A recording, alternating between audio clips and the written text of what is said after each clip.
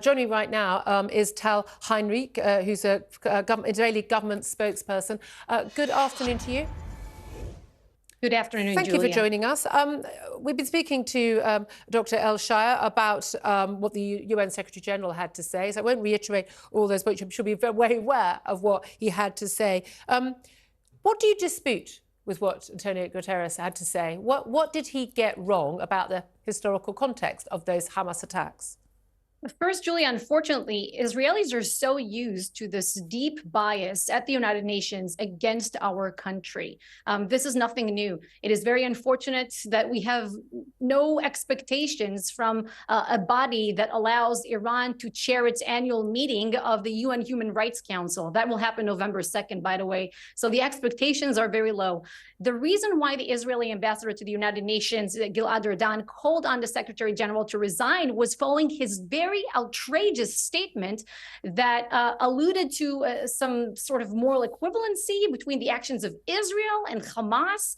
And he said that the October 7th massacre, here in his words, did not happen in a vacuum. Now, can you imagine a UN Secretary General saying that the kidnapping of 300 schoolgirls in Nigeria by Boko Haram didn't happen in a vacuum?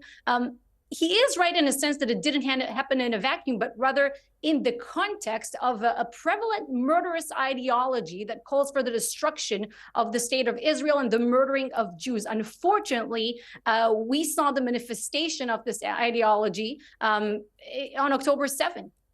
Well, indeed. I mean, we certainly did, and it is a murderous ideology. The moral equivalence that's been given in terms of the treatment of the Israeli government and Hamas has, I think, shocked quite a lot of people. I mean, certainly in this country.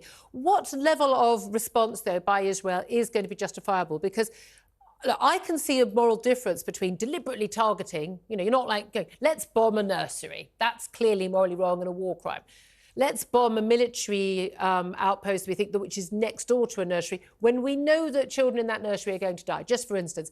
That is, in international law, a different issue, but the same outcome in terms of children dying. And we know that children are dying. We can't trust all of the figures coming out from the Hamas-controlled hospitals in Gaza, but we know that innocent people are dying in large numbers. Where does Israel draw the line in terms of proportionality and in terms of the right of self-defense?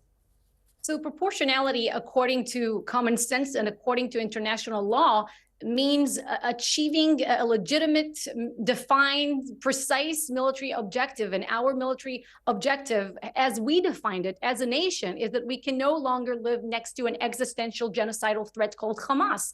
So the governing bodies of Hamas, their military wing, it must be gone. We can no longer live next to this monster. We are not going to go back to October 6th. It's just impossible for our people to live this way. We will not suffer thousands of rockets being fired at our territory. So we decided that this will be. Somebody's speaking to me in my ear. No, we're not. I don't think. No, please do continue. I think. Okay. No, I hope that in. Okay. We can hear you. So this is our defined military objective, and we will achieve it because that is what we have to do. Okay. And there's no other way for us. The Israeli people must be secure.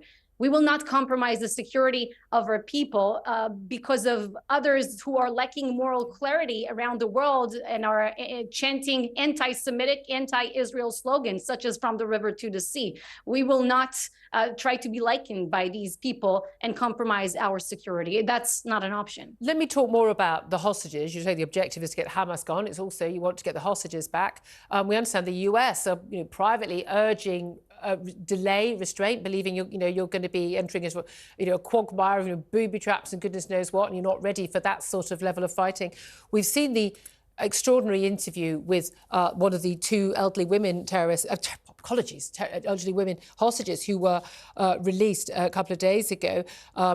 And 85-year-old grandmother, peace activist, actually, she said, I went through hell. She had almost 2 weeks in captivity. She said she was taken into these labyrinthine tunnels. It's like sort of, they call it, the Gaza Metro, effectively, like the London Underground in terms of the length and the maze of tunnels underneath. How on earth is Israel going to get the hostages back when they're going to be hidden underground in these labyrinthine tunnels?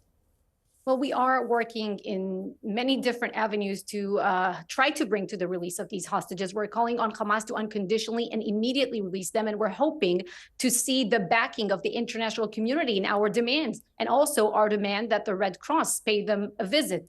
We are also calling, by the way, on Palestinian civilians in Gaza, the ones who do not feel represented by Hamas, who do not share their goals of obliterating the Jewish state and calling for the murdering of all Jews, to help us, to tip us off. If they know anything about the whereabouts of these hostages, please contact us.